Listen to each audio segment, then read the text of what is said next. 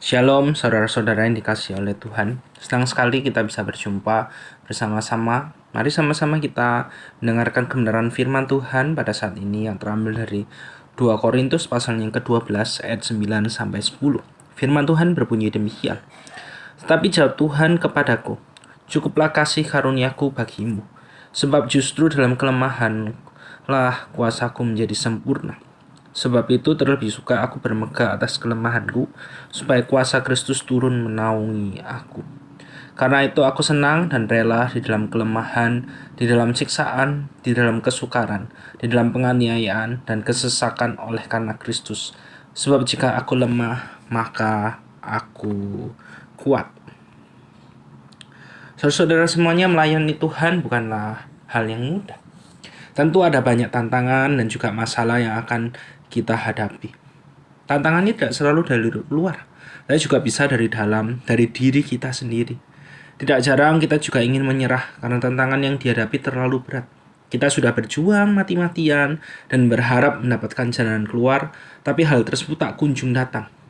Kita sudah berjuang memperbaiki diri sendiri mungkin, tapi tetap aja masalahnya tak kunjung selesai. Dan ini juga yang dialami oleh Rasul Paulus. Memiliki pelayanan yang baik, pelayanan yang dibilang sukses, tapi ternyata tidak free, tidak bebas dari yang namanya masalah. Bahkan dikatakan ada duri di dalam dagingnya yang ingin. Sebenarnya Paulus itu kalau bisa berharap Tuhan itu melepaskan dirinya dari duri dalam daging itu. Permasalahan yang cuma dia yang tahu bersama dengan Tuhan. Bahkan kita tidak tahu bersama-sama apa sih sebenarnya masalah yang dihadapi oleh Paulus. Tapi Tuhan menjawab bahwa cukuplah kasih karuniaku kepadamu. Anugerah Tuhan, pertolongan Tuhan, itu yang Tuhan katakan, kalau kamu punya itu semuanya Paulus, kamu bisa menghadapi masalah yang kamu hadapi, termasuk duri dalam dagingmu itu. Kita melihat di sini bagaimana Tuhan tidak melepaskan Paulus dari masalah yang ia hadapi. Tuhan tidak menjawab keinginan dari Paulus itu. Karena apa?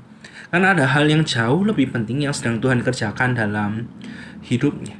Dan firman Tuhan yang baru saja kita dengarkan tadi berkata bagaimana Tuhan bilang dalam kelemahannya Paulus itu akan merasakan kuasa Tuhan semakin nyata. Dalam kelemahannya Paulus akan semakin menyaksikan kebesaran Tuhan, kuasa Allah dalam pelayanan yang ia lakukan dan kerjakan. Melalui kelemahannya itu Paulus belajar bahwa dia tidak bisa bersandar pada dirinya sendiri, kehebatannya, kemampuannya, mungkin skillnya dalam pelayanan. Melalui kelemahannya Paulus sadar bahwa dia itu terbatas, tapi dia memiliki Allah yang tidak terbatas dan maha kuasa. Saudara-saudara, begitu juga dengan setiap dari kita. Dalam pelayanan yang kita lakukan, dalam kelemahan yang kita alami, dalam masalah yang kita alami, sebenarnya itu adalah kesempatan paling baik bagaimana kita melihat Tuhan itu nyata. Tuhan itu besar dan tidak ada yang terlalu sukar bagi dirinya. Jadi ketika kita menghadapi masalah, jangan bilang, kenapa sih melayani Tuhan sesusah ini? Atau kita juga bilang, kenapa toh kok dalam pelayanan selalu aja ada masalah? Selalu aja ada hal yang membuat kita down, tidak semangat dalam melayani. Sebaliknya kalau misalnya kita menghadapi masalah, pertanyaan yang perlu kita katakan adalah, kenapa Tuhan izinkan aku dalam kondisi seperti ini? Apa proses yang sedang Tuhan inginkan untuk aku jalani supaya aku menjadi lebih dewasa secara rohani? Bagaimana melalui semuanya ini aku bisa menyaksikan kuasa Tuhan semakin nyata dalam hidupku, dalam pelayananku? Bagaimana dalam situasi ini aku bisa semakin bersandar hanya kepada Tuhan? Sehingga pada akhirnya seperti Rasul Paulus katakan, ketika aku lemah, aku kuat. Dan biarlah itu juga yang kita alami dalam hidup kita. Ketika aku lemah, aku kuat.